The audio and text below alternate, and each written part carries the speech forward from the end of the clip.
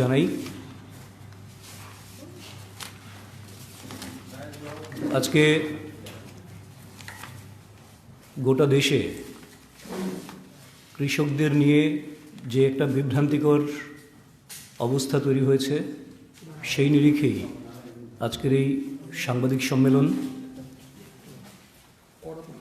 আজকে সমস্ত সংবাদ মাধ্যমের বন্ধুদের উদ্দেশ্যে আমাদের কেন্দ্রীয় সরকার এবং ভারতীয় জনতা পার্টির বক্তব্য আপনাদের সামনে রাখার জন্য আমাদের মধ্যে উপস্থিত রয়েছেন পশ্চিম ত্রিপুরা লোকসভার সম্মাননীয় সাংসদ শ্রীমতী প্রতিমা ভৌমিক মহোদয়া, যিনি food, civil supply and consumer affairs ডিপার্টমেন্টের স্ট্যান্ডিং কমিটির সদস্য এবং ডোনারের গুরুত্বপূর্ণ দায়িত্বে, কিংবা রেলওয়ে দপ্তরের স্ট্যান্ডিং কমিটির সদস্য, বহু জায়গায় যিনি গুরুত্বপূর্ণ দায়িত্ব সামলাচ্ছেন।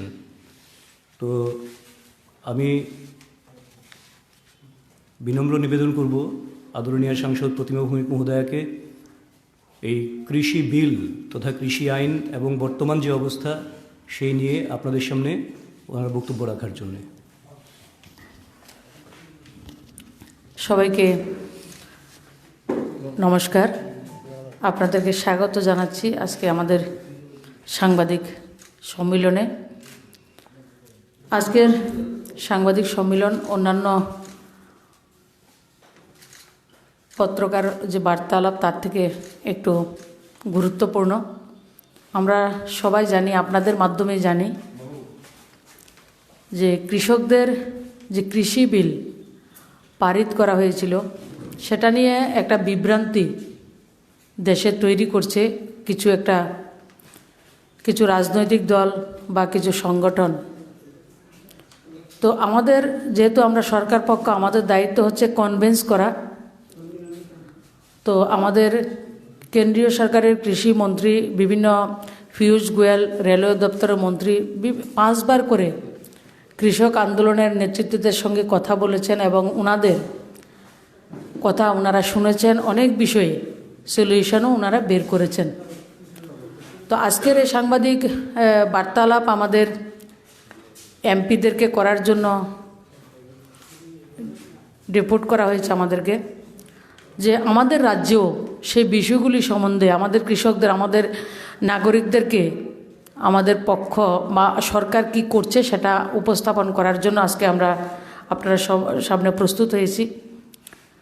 আমাদের দেশ কৃষি প্রধান দেশ। জাতির পিতা মহাত্মা গান্ধীও বলতেন যে ভারতবর্ষকে দেখতে হলে গ্রামে যেতে হবে। এখনও আমাদের 70% জনসাধারণ কৃষির উপরে নির্ভরশীল। বর্তমানে যে কোভিড সিচুয়েশান চলছে আমাদের ভারতবর্ষ, আমরা সবাই দায়িত্ব নিয়ে বলতে পারি ভারতবর্ষ একটা ভালো জায়গাতে রয়েছে। তার কারণ হচ্ছে আমরা কৃষি প্রধান, তার প্রোডাক্টিভিটি অনেক বেশি।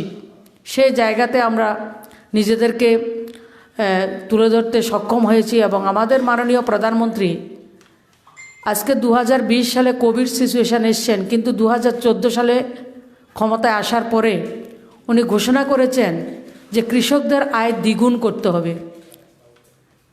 সে কৃষকদের আয়, যে ব্যক্তি, যে প্রধানমন্ত্রী, যে রাষ্ট্রনায়ক বলছেন যে কৃষকদের আয় দ্বিগুণ করতে হবে, সেই ইস্যু থেকে আমরা বুঝতে পারি যে কৃষকের লোকসান হবে এমন ধরনের কোনো আইন, এমন কোনো কাজ আমাদের প্রধানমন্ত্রী করতে পারেন না।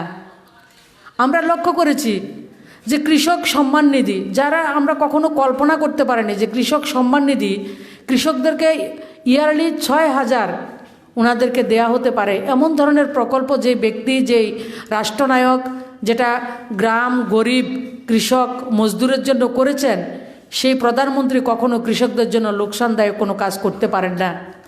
যে প্রধানমন্ত্রী কৃষকদের জন্য, আমাদের স্বাস্থ্যের জন্য, সাধারণ নাগরিকদের জন্য হেলথ কার্ড হয়, আয়ুষ্মান ভারত কার্ড হয়, সেই জায়গায় উনি কৃষকদের যে জমিন, সে জমির সয়েল হেলথ কার্ড, যে মাটির যে হেলথ কার্ড, সেটা স্বাস্থ্য পরীক্ষা করে, মাটির স্বাস্থ্য পরীক্ষা করে কোন মাটিতে কী ধরনের উৎপাদন হবে সেই উৎপাদনের জন্য উনি ব্যবস্থা করেছেন। তো আমরা বিশ্বাসের সঙ্গে বলতে পারি সেই প্রধানমন্ত্রী ভারতবর্ষের কৃষকের জন্য কোনো ধরনের লোকসানের চিন্তা উনি করতে পারেন না। আমরা দায়িত্ব নিয়ে বলছি যে স্বাধীনতার 70 বছর পরে ভারতবর্ষের কৃষকদেরকে আমরা স্বাধীনতা দিয়েছি কিসের কাছ থেকে? যারা মিডলম্যান, যারা দালাল, যাদেরকে হিন্দিতে বলে বিচুলিয়া, 70 বছর পরে ভারতবর্ষের কৃষকদেরকে আমরা স্বাধীনতা দিতে পেরেছি। এই যে সংশোধন যে বিল সেটার মধ্যে সেটা রয়েছে। আজকে ভারতবর্ষের মাননীয় প্রধানমন্ত্রী আরও একটা কথা বলেছেন, এক দেশ এক বাজার, সে কৃষকদের জন্য সেই লক্ষ্যে আমাদের সরকার এবং মাননীয় প্রধানমন্ত্রীর মার্গদর্শনে আমাদের কৃষি দপ্তর বলুন, খাদ্য দপ্তর বলুন, সেইভাবে কাজ করছেন। আজকে আমরা রাজ্যের মানুষ যারা রয়েছে, আমাদের রাজ্যে 40 বছরের কংগ্রেস এবং সিপিএমের শাসনের পরে ভারতীয় জনতা পার্টির মাননীয় বিপ্লব কুমার দেবের নেতৃত্বে সরকার এসে আমরা যদি এই 3 বছরের খণ্ডকালকে বাদ দিয়ে 40 বছরের আমরা অভিজ্ঞতা বলছি যে আমিও কৃষক পরিবারের, আমাদেরকেও ধান বিক্রি করতে কষ্ট হতো। একসঙ্গে 100 মণ ধান, 50 কুইন্টাল, 60 কুইন্টাল, 100 কুইন্টাল ধান বিক্রি করতে আমাদের জন্য বাজার ছিল না। আমাদের সামনে কি স্লোগান ছিল? যে কেন্দ্রীয় সরকারকে রাজ্যের কৃষকের ধান কেন্দ্রীয় যে এমএসপির মাধ্যমে খরিদ করতে হবে, দিতে হবে, করতে হবে, নাইলে গদি ছুটতে হবে। এই ধরনের স্লোগান আমরা 40টা বছর কি কংগ্রেসের শাসনে কি কমিউনিস্টের শাসনে আমরা লক্ষ্য করেছি। যারা আজকে প্রগতিশীল, যারা প্রতিক্রিয়াশীল যে আন্দোলন করছেন দিল্লিতে, যারা সেটাকে সমর্থন করছেন, জেএনইউ থেকে সব কিছু সেটার সঙ্গে যুক্ত রয়েছে, কমিউনিস্টের বন্ধুরা যুক্ত রয়েছে। আমরা কমিউনিস্টের শাসনে ছিলাম। আপনারা বলুন তো, 25 বছর এক নাগারে সরকারটা ছিল। দিল্লিতে পিবি নরসিম্হা রাও থেকে এইচডি দেবেগৌড়া, আইকে গুজরাল থেকে ইউপিএ 1 গভর্নমেন্ট, কেন্দ্র এবং রাজ্যে সম্মিলিত বন্ধুর সরকার ছিল, অভিন্ন হৃদয়ের সরকার ছিল। কৃষকদের দিয়ে আন্দোলন করিয়েছেন, কিন্তু 100 গ্রাম ধান কৃষক সরকারের কাছে বিক্রি করতে পারেনি। এবং এমএসপিতে সহায়ক মূল্যে কখনো ত্রিপুরা রাজ্যের কৃষকরা এবং আমি ব্যক্তিগতভাবে কখনো কল্পনা করতে পারিনি যে কৃষকের ধান সরকার খরিদ করতে পারে। বিপ্লব কুমার দেবের নেতৃত্বে সরকার আসার পরে এবং মোদিজির আশীর্বাদে আমাদের রাজ্যের কৃষকরা 7 মাসের মধ্যে 2018 সালের আগস্ট সেপ্টেম্বর থেকে ধান পারচেজ করা শুরু করেছে। প্রথম রেট ছিল 1750 টাকা। এই সিজনে আমরা ত্রিপুরা রাজ্যে ধান পারচেজ করেছে সরকার 1815 টাকা করে। এবং এই যে সিজন, এই বছরে 2020-21 যে সেশন ডিসেম্বর জানুয়ারিতে যে ধানটা পারচেজ করবে সেটা 1815 টাকার থেকে অনেক বেশি হবে। আমরা যদি গত 2018 থেকে আমরা চিন্তা করি, 1750 টাকা থেকে শুরু করে 1815 টাকা, 1815 টাকা থেকে 1868 টাকা হওয়ার কথা রয়েছে। কেন্দ্রীয় সরকার সেটা বলেছেন। আপনি 3 বছরে দেখেন ধানের দাম যে এমএসপির রেট বৃদ্ধি হচ্ছে। আর 2014 সালের আগে আমাদের রাজ্যে তো ধান আমরা কখনো সরকারের কাছে বিক্রি করতে পারিনি, স্বপ্নও ভাবিনি, কল্পনাও করিনি যে সরকার 1815 টাকা করে আমাদের বাড়ি থেকে, আমাদের ঘর থেকে ধান খরিদ করবে। সেই স্বপ্নকে বাস্তবায়িত আমাদের মাননীয় প্রধানমন্ত্রী, আমাদের মাননীয় মুখ্যমন্ত্রী আমাদেরকে করে দিয়েছেন। কেন? আমাদের প্রধানমন্ত্রীর স্লোগান হচ্ছে কৃষকের আয় দ্বিগুণ করতে হবে, এক দেশ এক বাজার নির্মাণ করতে হবে। আর এই ধান বিক্রির জন্য কৃষককে কোনো ধরনের গোলবাজারে বলুন আর যে কোনো বড় বাজারে আসতে হয় না, তাদের বাড়ির কাছ থেকে সে ধানকে খরিদ করা হচ্ছে। গত আজকে পর্যন্ত ত্রিপুরা রাজ্যের 27,735 জন কৃষক ত্রিপুরা রাজ্যে উপকৃত হয়েছেন, যার মধ্যে 48,716 মেট্রিক টন ধান আমাদের রাজ্যে আমাদের সরকার আসার পরে প্রথম এমএসপি আমরা ঘোষণা করেছি, আমাদের মাননীয় মুখ্যমন্ত্রী ঘোষণা করেছেন। এবং যার ফলে আর 86 কোটি 65 লাখ টাকা আমরা রাজ্যের কৃষকদেরকে দিতে পেরেছি। 86 কোটি 65 লাখ টাকা আমরা সরকার পক্ষ থেকে যে প্রকিউরমেন্ট করেছে ধান আমাদের রাজ্যের কৃষকরা পেয়েছেন। পিএম কিষাণ যেটা 2019-এ আমরা শুরু করেছি, আপনারা জানলে খুশি হবেন, ত্রিপুরা রাজ্যে এখন পর্যন্ত 229 কোটি টাকা পিএম কিষাণে রাজ্যের, আমাদের রাজ্যে ছোট রাজ্যের মতো, ত্রিপুরা রাজ্যের মতো ছোট রাজ্যের 229 কোটি টাকা বিশাল অ্যামাউন্ট আমাদের কৃষকরা 6,000 টাকা ইয়ারলি করে এখন পর্যন্ত 229 কোটি টাকা পেয়েছেন, যার মধ্যে 2,22,000 কৃষক উপকৃত হয়েছেন 6,000 টাকা করে পেয়ে। যে এই যে অ্যামাউন্ট, এই যে টাকাটা আমরা কৃষকদেরকে দিতে পেরেছি, এটা ভারতবর্ষের ভিশনারি যে প্রধানমন্ত্রী, যিনি কৃষকদের আয় দ্বিগুণ করার কথা বলেননি, শুধু সে স্বপ্নকে বাস্তবায়িত করছেন। সেই কৃষক, সেই প্রধানমন্ত্রী আমাদের রাজ্যে কৃষকদের জন্য যদি এত কাজ করতে পারেন, তাহলে ভারতবর্ষের কৃষকদের জন্য উনি কত কাজ করেছেন সেটা থেকে আমরা উপলব্ধি করতে পারি। আজকে যারা আন্দোলন করছেন বেশিরভাগই তারা কৃষকদেরকে বিভ্রান্ত করছেন, তাদের নিজের রাজনৈতিক এজেন্ডাকে সম্পূর্ণ করার জন্য সেই কাজগুলি ওনারা করছেন। আপনারা লক্ষ্য করেছেন কৃষক আন্দোলন থেকে স্লোগান উঠেছে, কবর মোদি তেরা কবর খুদেঙ্গে, এসে এমন স্লোগান কারা দিতে পারে? আমরা জানি জেএনইউ থেকে এসব স্লোগান ওঠে। আজকে বিভিন্ন ধরনের পোস্টার আপনাদের মাধ্যমে আমরা জানি, তবে কৃষকদেরকে বিভ্রান্তি করা হচ্ছে। মোদিজি একটা ভালো কাজ করেছেন যে বিগত দিনে যখন আমরা কোনো বেশি পরিমাণে শাক সবজি হোক, মাছ হোক, ধান হোক, গম হোক, সেইগুলি বিক্রি করতে গেলে কোনো রেজিস্টার মার্কেট সমিতি থাকে, আড়তদারি যেটাকে বলে, আড়তদারের কাছে সেটাকে বিক্রি করতে হয়। আড়তদাররা নিজেদের মর্জি মতো সেই দামটাকে স্থির করেন। আজকে মোদিজি ভারতবর্ষের কৃষকদেরকে এই আড়তদার, এই ধরনের ব্যবসায়ী সমিতি থেকে মুক্ত করে দিয়েছেন, যার কৃষক আজকে উত্তরপ্রদেশের কৃষক যদি মনে করে আমি উত্তরপ্রদেশের থেকে হরিয়ানাতে গেলে ধানের দাম, গমের দাম, শস্যা বলুন, ডাল বলুন এবং কুশার বলুন, প্রত্যেকটা জিনিসের দাম যদি হরিয়ানাতে বিক্রি করলে লাভ হবে, পশ্চিমবাংলা যদি বিক্রি করি তাহলে আমার লাভ হবে। প্রত্যেকটা কৃষক আজকে ভারতবর্ষের যে কোনো জায়গাতে তাদের উৎপাদিত পণ্যকে তারা বিক্রি করতে পারবেন, সেই ব্যবস্থা মোদিজি করে দিয়েছেন, যেটা বিগত 70 বছর পর্যন্ত কৃষকের ডিমান্ড ছিল। সেই জায়গা হচ্ছে সমস্যা, কারণ ওই মার্কেটগুলিকে ভারত সরকার থেকেও টাকা দেয়া হতো। আজকে কৃষকের নিজেদের পণ্য নিজেরা বিক্রি করতে পারছেন। তাছাড়া যদি কোনো কৃষক আত্মহত্যা করছে বিদর্ভে, অন্ধ্রপ্রদেশে, কিসের জন্য? তারা নিজেদের উৎপাদিত পণ্য বিক্রি করতে পারেন না, হয়তোবা ইলেকট্রিফিকেশনের পয়সা দিতে পারছেন না, জলসেচের পয়সা দিতে পারছেন না। সেই জায়গায় যদি কোনো ব্যবসায়ী যে বলে আপনার জমি রয়েছে, আপনার জমি থাকবে, জমির পরিমাণে আপনাকে আমরা ধান হোক, শাক সবজি হোক, ফসল আমরা উৎপাদন করব এবং আপনাদের সঙ্গে 50-50-তে আমরা সেটাকে ডিভাইড করে আপনাকে বেনিফিট দেব, সেই ব্যবস্থা মোদিজি করে দিয়েছেন। কিন্তু বিগত দিনে পুরনো যারা কর্পোরেট ছিলেন তাদের ব্যবসাতে অনেক লোকসান হয়েছে, আমরা লক্ষ্য করছি। আমাদের এক প্রধানমন্ত্রী বলেছিলেন দিল্লি থেকে যখন আমরা 1 টাকা ত্রিপুরার জন্য পাঠাই, আমার ত্রিপুরা রাজ্যের গ্রামের গরিব কৃষক মজদুর সেটা 15 পয়সা পায়। আর আজকে আমরা দায়িত্ব নিয়ে বলতে পারি, গর্বের সঙ্গে বলতে পারি, আমাদের রাষ্ট্রনায়ক, আমাদের প্রধানমন্ত্রী লকডাউনের সময় যদি দিল্লি থেকে 100 টাকা পাঠিয়েছেন, আমাদের প্রত্যন্ত অঞ্চলের কৃষকরা, আমাদের গরিব মায়েরা সবাই 100 টাকার তার বেনিফিট পেয়েছেন। কিন্তু বিগত দিনের মিডলম্যানের যে প্রথা, সেই প্রথাকে মোদিজি বন্ধ করে দিয়েছেন, কৃষকদের জন্য এক বাজার, এক দেশ উন্মুক্ত করে দিয়েছেন। সেই জায়গায় হচ্ছে সমস্যা। আমি আপনাদের মাধ্যমে আমাদের রাজ্যের কৃষকদের যে বেনিফিট আমরা পেয়েছি, সেই বেনিফিটের কথা আমি বলেছি। গোটা দেশের কৃষকরা সেই বেনিফিট পাচ্ছে। আমি সুব্রতবাবু বলেছেন ফুড অ্যান্ড সিভিল সাপ্লাই এবং কনজিউমার্স, আমি স্ট্যান্ডিং কমিটিতে রয়েছি, আগামীকালকেও আমাদের বৈঠক রয়েছে।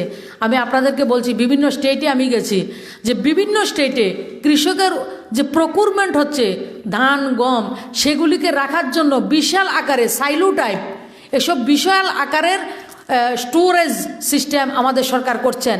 আরও সরকার কি করছেন? কৃষকদের জন্য, কৃষকদের ডেভেলপমেন্টের জন্য, কৃষকদের জীবন মানকে উন্নত করার জন্য আমাদের প্রিয় প্রধানমন্ত্রী এফপিউর ঘোষণা করেছেন। 10,000 এফপিউ ভারতবর্ষে তৈরি করা হবে, গঠন করা হবে কৃষকদেরকে দিয়ে। আমাদের ত্রিপুরাতে এখন পর্যন্ত 20টা এফপিউ তৈরি করা হয়েছে, গঠন করা হয়েছে। প্রত্যেকটা নর্থ ইস্টের মতো, জম্মু কাশ্মীর, উত্তরাখণ্ডের মতো ছোট স্টেটের জন্য এফপিউতে 100 কৃষক লাগে। আর বড় স্টেট ইউপি, মধ্যপ্রদেশ, পাঞ্জাব, হরিয়ানাতে 300 সংখ্যা রাখা হয়েছে। আমাদের ছোট রাজ্যের জন্য এই ফ্যাসিলিটি আমাদের জন্য রাখা হয়েছে। 10,000 এফপিউর ব্যবস্থা করা হয়েছে। এই এফপিউর মাধ্যমে কৃষকের উৎপাদিত পণ্য সঠিকভাবে বিক্রি করা, মার্কেটিংয়ের ব্যবস্থা করার সেই ব্যবস্থা আমাদের প্রিয় প্রধানমন্ত্রী করে দিয়েছেন। আপনাদের বলছি, যারা 100 পরিবার কৃষক যদি 1000 টাকা করে শেয়ার খরিদ করে, 1000টা শেয়ার যদি খরিদ করে, যত টাকা হবে 100 জনে 100 পরিবারে মিলে যদি তার 1 লাখ টাকা হয়, সেন্ট্রাল গভর্নমেন্ট সেই এফপিইউকে 1 লাখ টাকা দেবে। এবং নাবার্ড দিয়ে আজকে যেটা আমাদের মাননীয় মুখ্যমন্ত্রী বায়োফ্লকের উপর জোর দিয়েছেন, যে ডেয়ারি সিস্টেমের উপর জোর দিয়েছেন, নাবার্ড সেই এফপিইউর মাধ্যমে কৃষকদেরকে একটা টিম, 3 জন 4 জনের টিম করে প্রত্যেককে 2.5 লাখ থেকে 3 লাখ টাকা লোনের ব্যবস্থা করছেন। আমরা বাগমাতে সেটা করেছি এবং বিভিন্ন জায়গায় এফপিইউরা সেই কাজ করছে। আজকে কৃষকের উন্নয়নের কথা চিন্তা করে চৌমুখী, মানে চতুর্দিকে কিভাবে 4-5 রকমের ব্যবসা বাণিজ্যের সঙ্গে যুক্ত হতে পারে, তাদের উৎপাদিত পণ্যকে কিভাবে মার্কেটিং করতে পারে এবং তাদেরকে সেন্ট্রাল গভর্নমেন্ট কিভাবে সাহায্য করতে পারে, সেই লক্ষ্যে সরকার কাজ করছেন। মাননীয় প্রধানমন্ত্রী এফপিইউর জন্য 1 লক্ষ কোটি টাকা কৃষকের জন্য আলাদা বরাদ্দ করে রেখেছেন। তো আমরা লক্ষ্য করেছি বিগত দিনে কৃষকদের জন্য বরাদ্দ যেটা করা হতো তার থেকে অনেক বেশি কম খরচা করা হতো। আজকে কৃষকদের জন্য যদি 1 লক্ষ কোটি টাকা বরাদ্দ হয়, দেখা যায় সেটা শেষ পর্যন্ত 2 থেকে 2.5 লক্ষ কোটি টাকা পর্যন্ত খরচা করা হয়। আপনারা জানবেন যে রেগার জন্য আমাদের রাজ্যে খুব আন্দোলন হয়, যে 2012-13 সালে রেগার জন্য 60,000 কোটি টাকা বরাদ্দ ছিল, কিন্তু 60,000 কোটি টাকা খরচ করতে পারেনি দেশে। আর আজকে এই বছরে 20-21-এ 19-20-এ রেগার জন্য যে বরাদ্দ ছিল, সে বরাদ্দ থেকে ডাবল টাকা আমাদের কেন্দ্রীয় সরকার খরচ করেছেন গোটা দেশে। তাই আপনাদের মাধ্যমে গোটা রাজ্যের যারা কৃষক রয়েছেন, যারা আমাদের বাম মার্গীয় বন্ধুরা রয়েছেন, সবাইকে আমি বলছি, আমি ডেটা দিয়ে বলছি যে আপনাদের যেটা করতে পারেননি আমাদের সরকার 7 মাসের মধ্যে সেটা করেছেন, যেটা 48,716 মেট্রিক টন ধান সরকার প্রকুর করেছে, যার মাধ্যমে 27,735 ফার্মার্স উপকৃত হয়েছেন। এবং গত 2.5 বছরে 86,65,00,000 টাকা কৃষকের অ্যাকাউন্টে ডাইরেক্ট গেছে, যার জন্য মিডলম্যান ছিল না, বিচুলিয়া ছিল না, দালালের কোনো ব্যবস্থা ছিল না। তাছাড়া কৃষক সম্মান নিধির মাধ্যমে আমাদের রাজ্যে 229 কোটি টাকা এখন পর্যন্ত কৃষকের অ্যাকাউন্টে গেছে, যেটা আমাদের মতো ছোট রাজ্যের জন্য যুগান্তকারী, হিস্ট্রিক্যাল। যেই প্রধানমন্ত্রী আমাদের রাজ্যের জন্য এভাবে চিন্তা করেন, আমরা বিশ্বাস করি সেই প্রধানমন্ত্রীর নেতৃত্বে 2022-এর মধ্যে আমাদের দেশের প্রত্যেকটা কৃষকের উৎপাদন বৃদ্ধি পাবে এবং তাদের রোজগার দ্বিগুণ হচ্ছে। আমরা আনারস দিয়ে বুঝতে পারছি, আনারসকে আমাদের মাননীয় প্রধানমন্ত্রী, মাননীয় মুখ্যমন্ত্রী নতুন করে পরিচয় করে দেননি যে আসুন এটা আনারস। আপনারা জানেন কিনা যে আনারস 5 টাকা বিক্রি হতো না, আজকের দিনে আনারস 60 টাকা 70 টাকা এবছর বিক্রি হয়েছে। তো সেটা থেকে আমরা বুঝতে পারছি আমাদের কৃষকের আয়কে দ্বিগুণ করার জন্য আমাদের প্রিয় প্রধানমন্ত্রী বদ্ধপরিকর, এবং আমাদের কান্ট্রির কৃষকরাও সেটা বুঝতে পারছেন। এবং যে আন্দোলন হচ্ছে সেটা শুধু রাজনীতিকে চমকানোর জন্য সে আন্দোলন করছেন, যারা কৃষকের জন্য কোনো কিছুই করেননি। এমএসপি যেটা বললাম 2014 সাল পর্যন্ত এমএসপি ছিল ধানের 1300 টাকা, আর আজকে সেই এমএসপি 1886 টাকা 68 টাকা করা হয়েছে। এবং গত সেশনে আমরা 1815 টাকা করে ধান পারচেজ করা হয়েছে। যে সরকারি যে পরিসংখ্যান রয়েছে সেই পরিসংখ্যানও আমরা আপনাদেরকে দিতে পারি।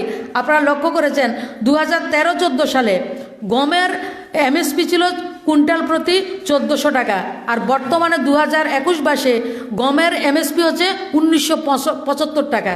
আপনারা লক্ষ্য করুন, যেটা চানার এমএসপি ছিল 3100 টাকা, 3100 টাকা 2013-14-তে। আজকে 2020-21-এ চানার এমএসপি হচ্ছে 5100 টাকা। আজকে মুসুর ডালের এমএসপি ছিল 2950 টাকা কুইন্টাল, আজকে 5100 টাকা হচ্ছে মুসুর ডালের এমএসপি। ধানেরটাতেই বললাম 1310 টাকা ছিল এমএসপি, আর বর্তমানে 2020-21-এ যেটা 1868 টাকা। এই থেকে আমরা বুঝতে পারি প্রতিটা বৎসর কৃষকের উৎপাদিত পণ্যের উপযুক্ত দাম যাতে পেতে পারে তার জন্য সরকার প্রিয় প্রধানমন্ত্রী ব্যবস্থা করছেন। তাই আমাদের এই সরকার গাঁও গরিব কৃষাণ মজদুরের সরকার, সেই সরকার সঠিক কাজ করছেন এবং কৃষকদের জন্য এক বাজার এক দেশ করার যে সংকল্প, কৃষকের আয়কে দ্বিগুণ করার যে সংকল্প, সেই সংকল্পে আমরা বদ্ধপরিকর। সেই লক্ষ্যে আমাদের সরকার কাজ করছেন। সবাইকে ধন্যবাদ। যদি প্রশ্ন থাকে বলতে পারেন। হ্যাঁ হ্যাঁ, আমাদের গোটা দেশেই কেন্দ্রীয় ভারতীয় জনতা পার্টির নেতৃত্ব থেকে আমাদের কাছে প্রোগ্রাম রয়েছে। তো সেই শিডিউল অনুযায়ী আগরতলাতেও র্যালি হবে 16 তারিখে রবীন্দ্র ভবনের সামনে। ভারতীয় জনতা পার্টি দুইটা না, আমাদের মুখ্যমন্ত্রী সেটাকে সম্বোধন করবেন।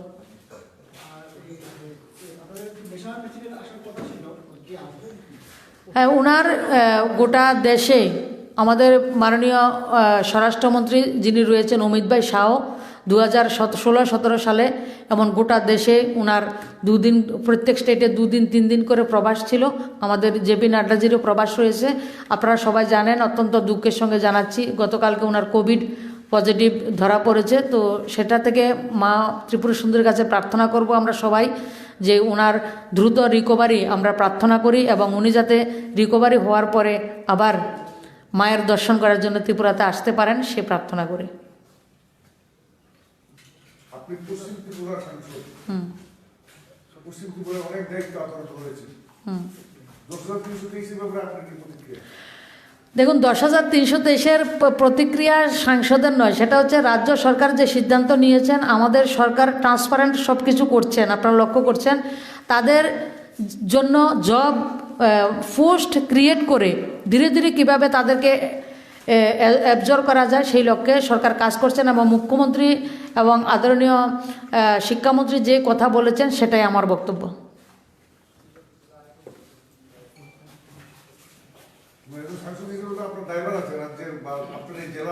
না, আমরা এই জেলা না, গোটা রাজ্যের দায়ভার আমাদের উপর রয়েছে এজ এ একজন সাধারণ নাগরিক হিসেবে। এবং আমি, আপনারা জানেন, প্রো পাবলিক সবসময় থাকি। তো আমরা সরকারের কাছে আমরা সবাই মিলে বলেছি, তারপরে উনি করছেন। এবং আপনারা জানেন বিগত সরকারের কাছে সময়ে 13,000 কোটি টাকা ডিফিসিটে স্টেট রয়েছিল এবং তাছাড়া কোভিড চলছে, এটা একটা আমাদের ডেফিসিট রয়েছে। তাছাড়া ফিনান্স কমিশন, যেটা 15 ফিনান্স কমিশন আমাদের রয়েছে, 15 ফিনান্স কমিশনে আমাদের রাজ্যের মুখ্যমন্ত্রী সঠিকভাবে তথ্য দিল্লিকে দিয়েছেন। ভালো ফান্ড আমাদের কাছে আসবে, কিন্তু দুর্ভাগ্য 13 ফিনান্স কমিশন, 14 ফিনান্স কমিশনে রাজ্যের সঠিকভাবে রাজ্যকে দিল্লির কাছে বা নীতি আয়োগের কাছে, যোজনা আয়োগের কাছে সেভাবে রিপ্রেজেন্ট করা হয়নি। কিসের স্বার্থে করা হয়নি তার জন্য আমাদের কয়েক হাজার কোটি টাকা আমাদের লোকসান হয়েছে, কয়েক হাজার কোটি টাকা। আপনারা দেখুন এই বছর 15 ফিনান্স কমিশন আমাদেরকে যে এডিসির ভিলেজ কমিটিগুলি, ভিলেজ পঞ্চায়েতগুলি, তার জন্য কোনোটাতে 4,000, কোনোটাতে 4 লাখ, 7 লাখ, 8 লাখ করে টাকা এসে 14 ফিনান্স কমিশনে সেই টাকাটা আসেনি। আপনি গোটাটা হিসাব করে দেখবেন, বিশাল একটা অঙ্ক বিভিন্ন ডিপার্টমেন্ট থেকে আমাদেরকে কম পেয়েছি। এটা কমিউনিস্টের শাসনে ওনারা 13 ফিনান্স কমিশন বলুন, 14 ফিনান্স কমিশন বলুন, তার মধ্যে ত্রিপুরা রাজ্যকে ঠিকভাবে রিপ্রেজেন্ট ওনারা করতে পারেননি। তার একটা লোকসান আমরা বহন করছি।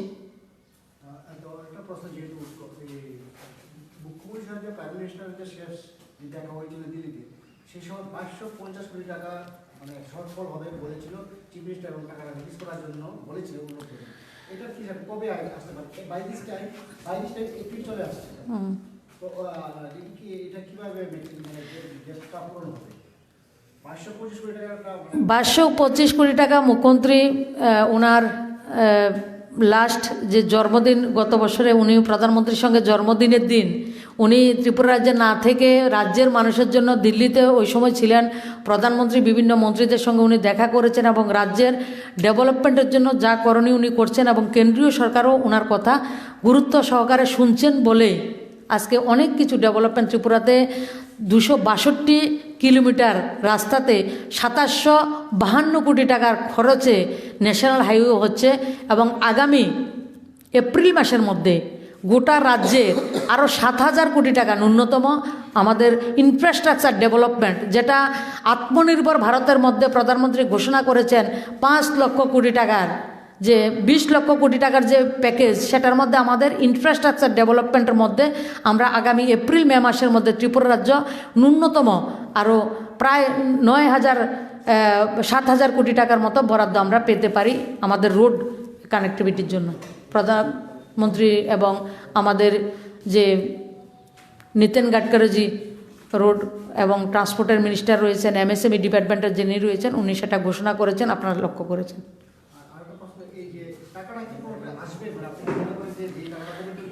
না, যেই টাকা কমিটমেন্ট করেছে, যে খাতে আমাদের প্রয়োজন রয়েছে সেই খাতে নিশ্চয়ই দেবেন, এবং মুখ্যমন্ত্রী সেটা তৎপর রয়েছেন, মুখ্যমন্ত্রী সেটা উনি নিজেই বলবেন। রাজ্য বিজেপিতে তুতুমের পরিস্থিতি চলছে। কোনো বিধায়ক বলছে যে ওনারা সিপিএম বা কংগ্রেস থেকে এসেছেন, ওনারা এখন সিপিএম বা কংগ্রেসই রয়েছেন, আবার পাল্টা বক্তব্য রাখা হচ্ছে, এটা নিয়ে কি বলবেন? আপনি প্রশ্ন করেছেন, যদিও এটা কৃষি বিলের উপর আমি কথা বলছি। আমরা 2018 সালে যখন সরকার আসে, আপনারা লক্ষ্য করবেন আমরা কার বিরুদ্ধে কিভাবে কথা বলে আমরা জনমত সংগ্রহ করেছি।